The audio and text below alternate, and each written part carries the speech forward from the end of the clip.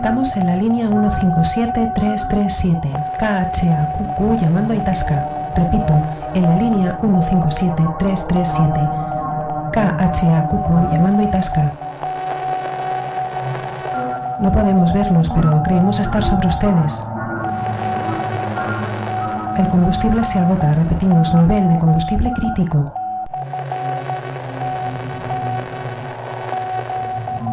Estamos volando a 1000 pies, buscando.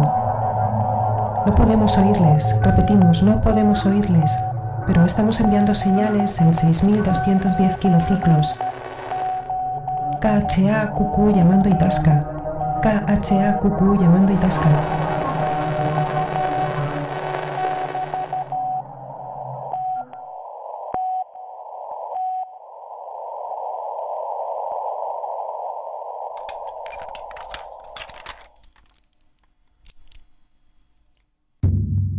Nuestra historia comienza aquí.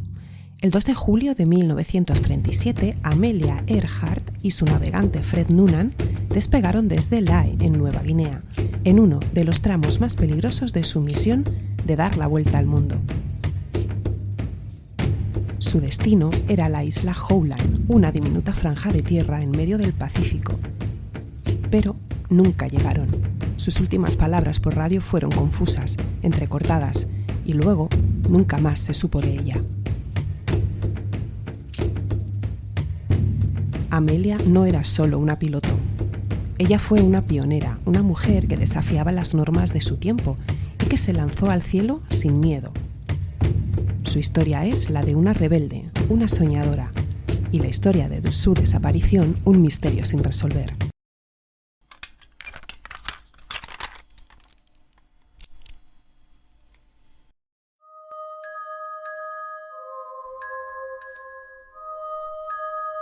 Hay historias que parecen olvidadas, relatos que quedaron en archivos polvorientos, testimonios que nunca fueron escuchados, preguntas que siguen sin respuesta. Aquí reconstruimos esos fragmentos y los traemos al presente. Bienvenidos a Crónica Delirio, donde exploramos historias fascinantes, misteriosas y llenas de lecciones que nos hacen cuestionar el pasado y el presente.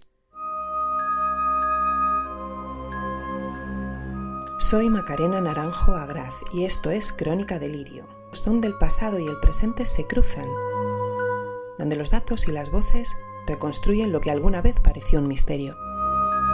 Prepárate para conectar las piezas y descubrir las historias detrás de la historia.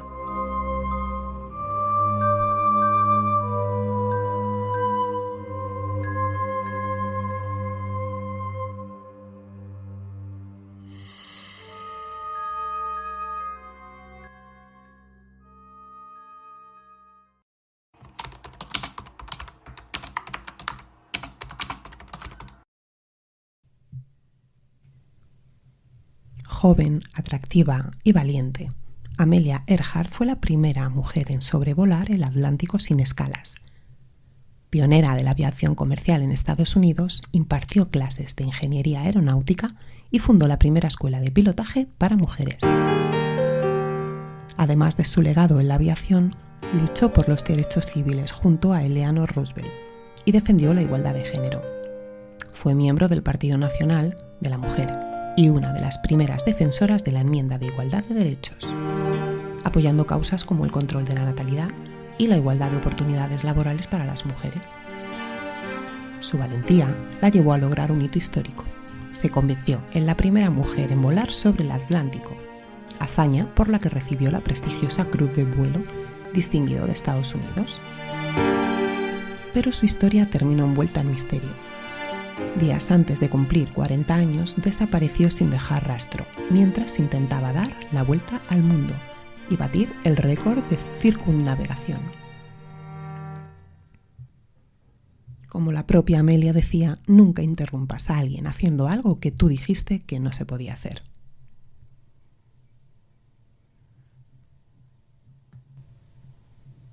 Amelia Earhart nació el 24 de julio de 1898 en Atkinson, Kansas, Estados Unidos. Desde pequeña mostró una personalidad audaz, curiosa, era muy inquieta. Pasó gran parte de su infancia en la casa de los abuelos maternos, donde disfrutó de una vida llena de comodidades.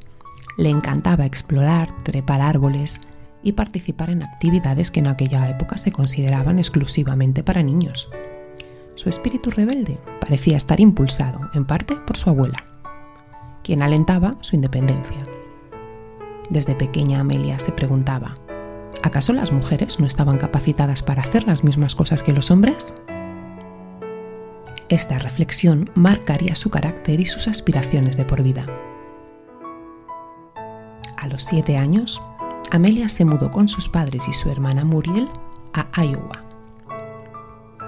Sin embargo, los problemas familiares pronto aparecieron. Su padre desarrolló una adicción al alcohol, lo que provocó dificultades laborales y, por lo tanto, también económicas.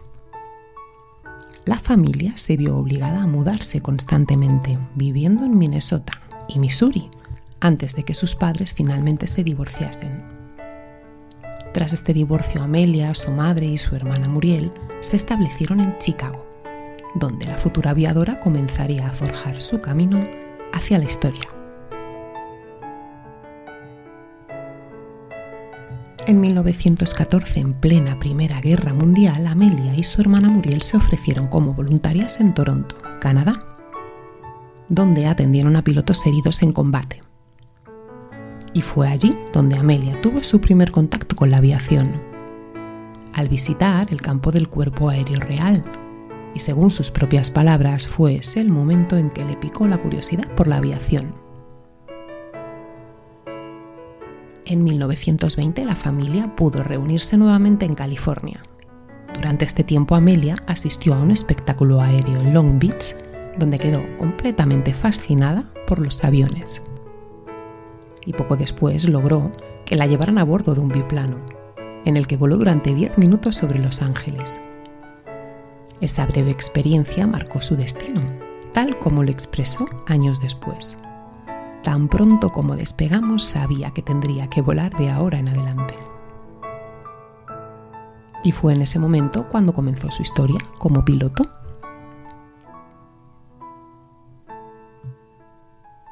¿Y cómo llegó Amelia a convertirse en aviadora?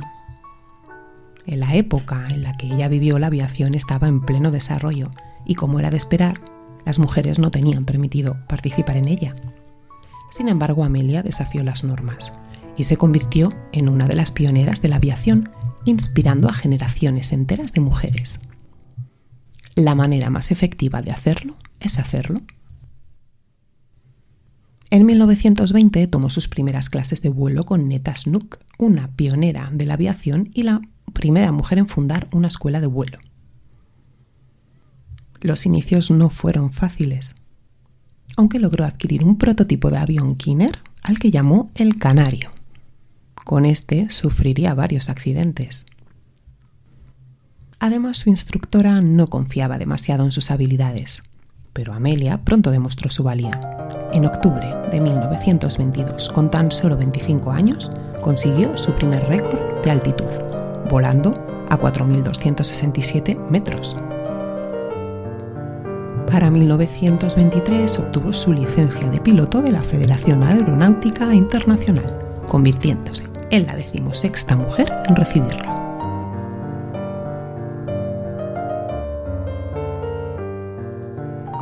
En abril de 1928, Amelia recibió una llamada que cambiaría su vida. El capitán H.H. Riley le preguntó si quería ser la primera mujer en cruzar el Atlántico.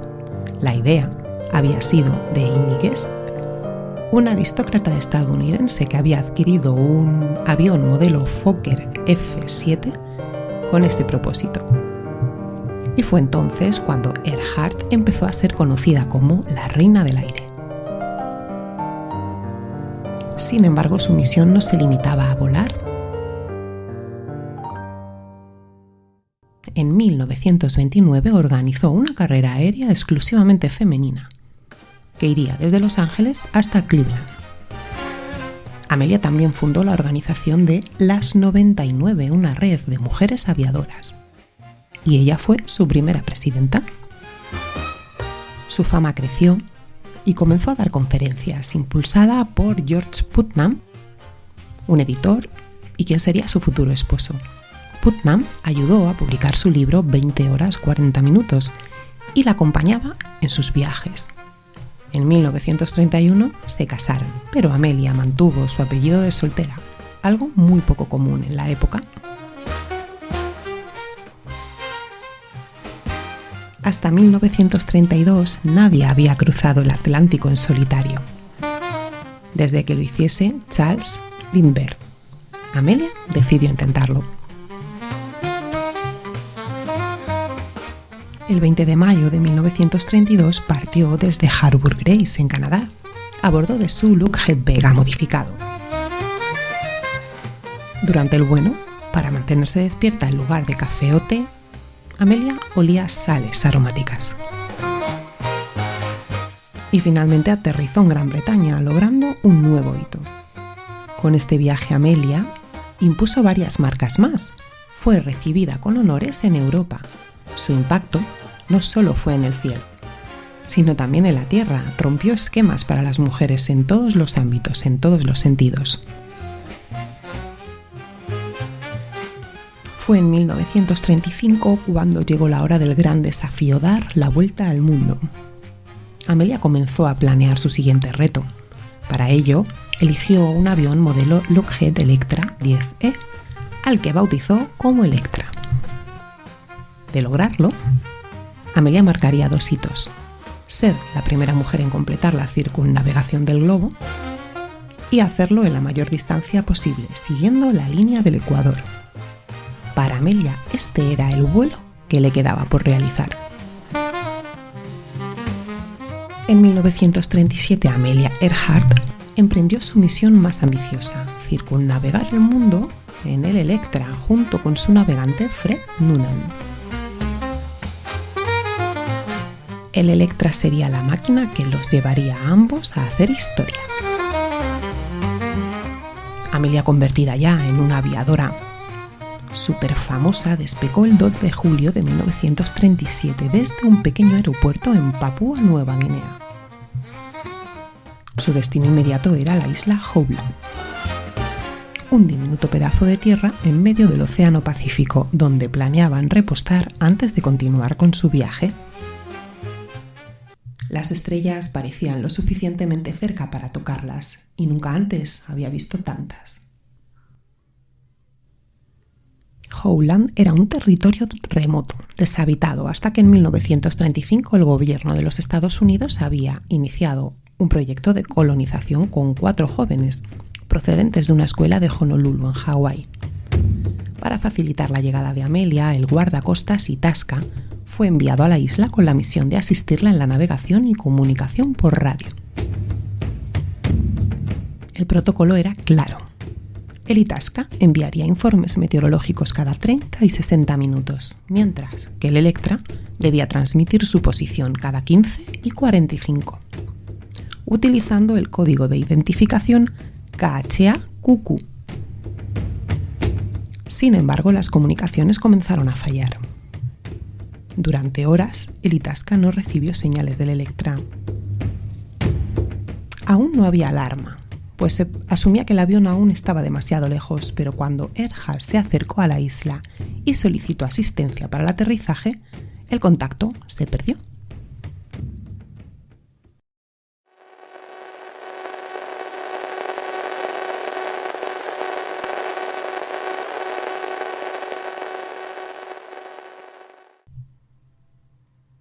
Las siguientes horas estuvieron marcadas por una creciente incertidumbre. Esta fue la secuencia de los últimos mensajes entre el Itasca y el Electra. 2:45. La radio del Itasca capta su voz. Amelia dice nublado y amenazando lluvia. Viento de frente. 3:15. Se esperaba un nuevo mensaje, pero no hubo respuesta. 3:30. El Itasca envía un informe meteorológico junto con la pregunta ¿cuál es su posición KHA-QQ? Por favor, responda en Morse. No hubo confirmación. A las 3:45, Earhart responde con voz entrecortada. Al Itasca muy nublado, escucharé a las horas y medias, horas en 3105. Pero no confirma si ha recibido el mensaje anterior ni informa de su posición. A las 7:42 se recibe un mensaje preocupante. UHAQQ, KHAQQ, llamando al Itasca. Debemos estar sobre ustedes, pero no podemos verles. Se está acabando la gasolina. Nos queda solo para 30 minutos, más o menos. Imposible comunicarnos por radio. Estamos volando a casi 300 metros de altura. 7:58. Otro intento de contacto. KHAQQ llamando al Itasca. Estamos volando en círculos, pero no podemos verles. Por primera vez, el Electra confirma haber recibido señales, pero el Itasca no logra calcular su posición.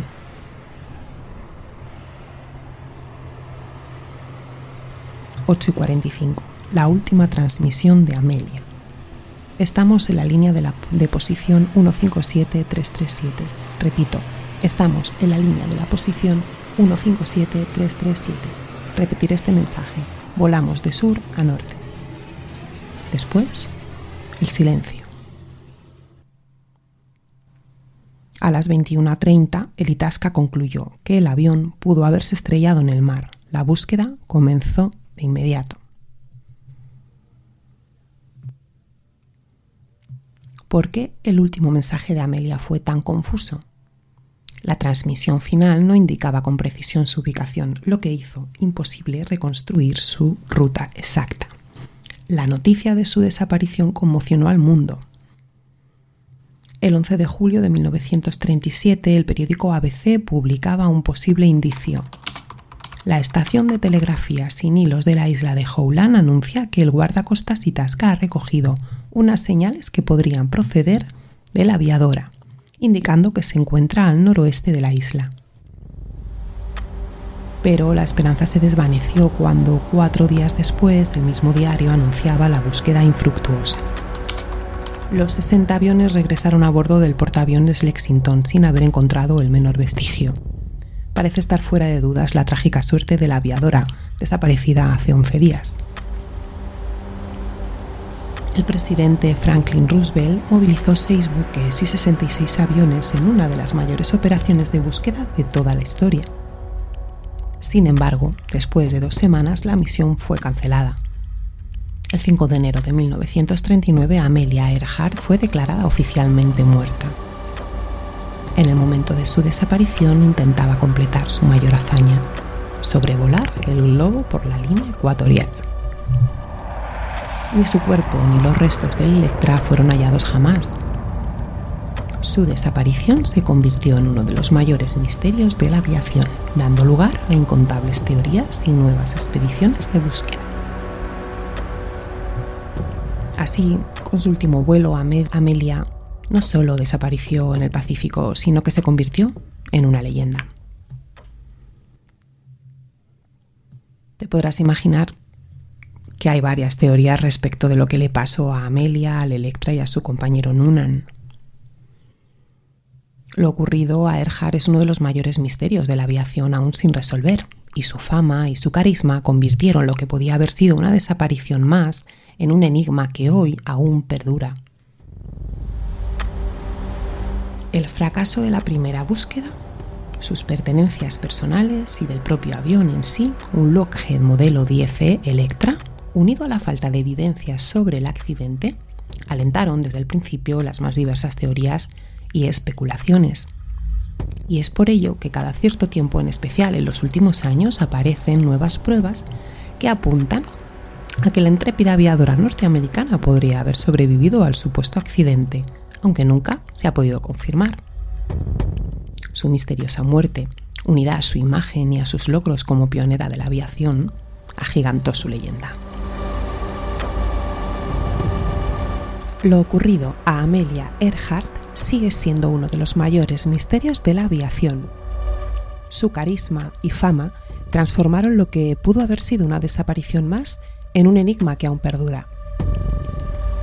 El fracaso de la primera búsqueda, la ausencia de sus pertenencias personales y la ausencia de restos de su avión, el Lockheed modelo 10 Electra, han alimentado durante décadas numerosas teorías y especulaciones. Con el paso del tiempo han surgido supuestas pruebas que sugieren que la aviadora pudo haber sobrevivido al accidente, aunque ninguna de ellas ha sido confirmada. Su misteriosa desaparición, sumada a sus logros y a su imagen icónica como pionera, contribuyó a engrandecer sin duda su leyenda. La teoría más aceptada es que se estrellaron por falta de combustible. En 1940 se encontraron restos en una isla que en principio se creyeron que pertenecían a Amelia Earhart. Sin embargo, estudios posteriores descartaron esta posibilidad. Es la hipótesis más respaldada y sostiene que el avión se quedó sin combustible y se estrelló en el Océano Pacífico cerca de la isla Howland. A pesar de las múltiples búsquedas, nunca se hallaron pruebas concluyentes de esto. En un intento por resolver el misterio, la empresa estadounidense Nauticus realizó varias expediciones en la zona, en 2002 y en 2006, y utilizaron sonares de alta tecnología para explorar un área de 1.630 kilómetros cuadrados en busca del avión de Earhart, pero no obtuvieron resultados. Y ante la falta de evidencia sobre un accidente en Howland, otras teorías han cobrado fuerza a lo largo de los años, y el destino de Amelia Earhart y Fred Noonan sigue envuelto en una total incertidumbre. ¿Pudieron haber aterrizado en la isla Nikumaroro? La teoría oficial sostiene que su avión cayó al mar, pero algunos investigadores creen que Amelia y Fred Noonan lograron aterrizar en la isla Nikumaroro, ubicada a unos 650 kilómetros de Howland, y que pudieron haber sobrevivido allí durante un tiempo. Uno de los principales defensores de esta hipótesis es Richard Gillespie, director del Grupo Internacional de Recuperación de Aviones Históricos, más conocido por sus siglas TIGAR. Según su investigación, después de reportar que apenas tenían combustible, Earhart habría buscado la isla Howland. Sin embargo, por error se dirigió hacia el suroeste, posiblemente porque sabía que las Islas Phoenix estaban a unos 560 kilómetros en esa dirección. Y esta teoría se apoya en hallazgos como restos óseos y objetos que podrían haber pertenecido a Amelia, aunque su identidad nunca ha sido confirmada. El TIGAR ha descubierto registros de un accidente aéreo en Nikumaroro, anterior a 1939, donde se mencionan dos náufragos, un hombre y una mujer, cuyas descripciones coinciden con Earhart y Noonan. Sin embargo, los análisis iniciales de los restos óseos resultaron negativos. Más recientemente, un informe reveló que en Nikumaroro se encontraron fragmentos de envases de productos para la piel de la época, incluyendo un corrector para pecas, lo que sugiere que podrían haber pertenecido a Amelia. En octubre de 2019, CNN informó de que se estaban realizando estudios de ADN para determinar si los huesos hallados eran de Earhart. Un análisis publicado en la revista Forensic Anthropology concluyó que estos huesos tenían mayor similitud con Earhart que con el 99% de las muestras de referencia utilizadas. Los defensores de esta teoría argumentan que un error en el primer análisis pudo haber descartado prematuramente esta posibilidad, recordando que la ciencia forense de la época no estaba tan desarrollada como hoy. La tercera teoría es la de la conspiración. Esta nunca puede fallar. ¿Fueron capturados por los japoneses en las Islas Marshall?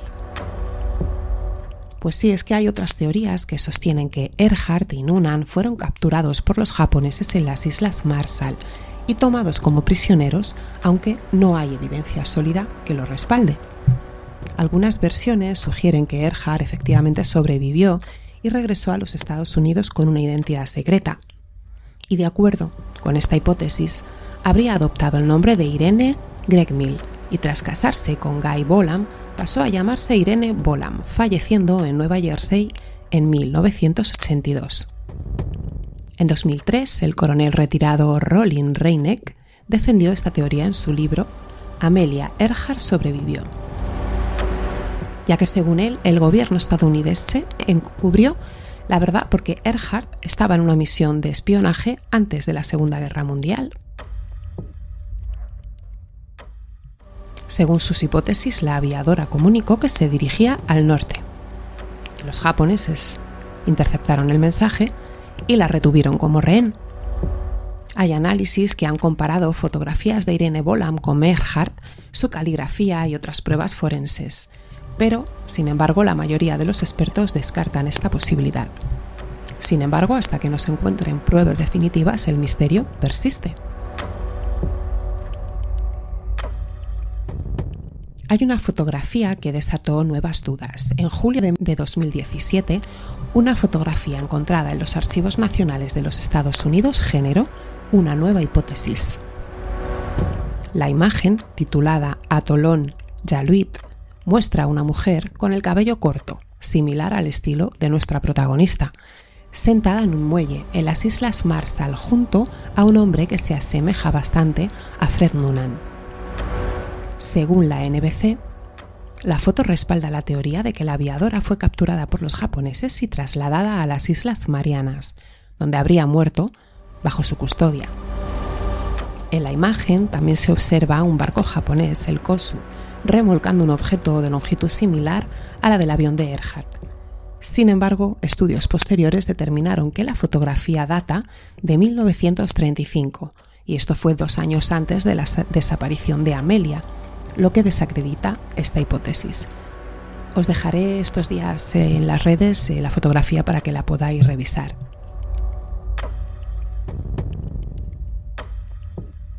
En conclusión, la desaparición de Amelia Earhart sigue siendo un enigma sin resolver. A lo largo de los años, su historia ha inspirado tanto investigaciones científicas como teorías conspirativas. Más allá de las especulaciones, lo cierto es que Amelia fue una pionera de la aviación y una figura icónica del siglo XX. Su valentía, su determinación, rompieron barreras en un mundo dominado por hombres, convirtiéndola en un símbolo de igualdad de género y espíritu aventurero. Según frase de Amelia Earhart, la aventura vale la pena en sí misma. Hoy en día su legado sigue vivo. Desde 1973 forma parte del Salón de la Fama Nacional de la Mujer y su nombre ha sido inmortalizado en un planeta menor, un cráter lunar y un engranaje planetario. Pero la gran pregunta sigue en el aire. ¿Qué pasó realmente con Amelia Earhart y Fred Noonan? A pesar de las múltiples teorías, nunca se hallaron las pruebas definitivas. Algunos creen que aún quedan documentos del gobierno de Estados Unidos clasificados sobre esta desaparición. Otros confían en que la tecnología moderna permitirá resolver el misterio algún día. ¿Se hallarán finalmente los restos de su avión? ¿Fue realmente una espía del gobierno estadounidense? ¿Sobrevivió en una isla desierta o fue capturada por los japoneses? Como en muchos grandes misterios de la historia, tenemos más preguntas que respuestas. Bueno, amigos y amigas, espero que os haya gustado el episodio. Os leeré en las redes, espero vuestras opiniones y vuestros comentarios. Para mí ha sido un placer. Nos escuchamos en el próximo episodio.